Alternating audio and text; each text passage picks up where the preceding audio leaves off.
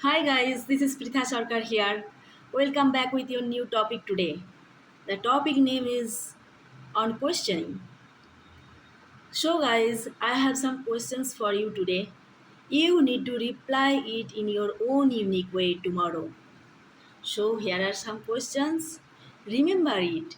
If you practice it carefully at your home, you can easily overcome the barriers of English speaking without hesitation. So, here are some questions, guys. Hi, how are you? Where are you from? What do you do currently? Do you have any pets? What's your favorite movie show? What's your favorite food or cuisine? Are you married? Do you have any siblings?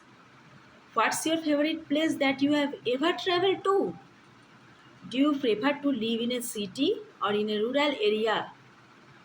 Okay, guys, all these questions you need to answer me in your own unique way.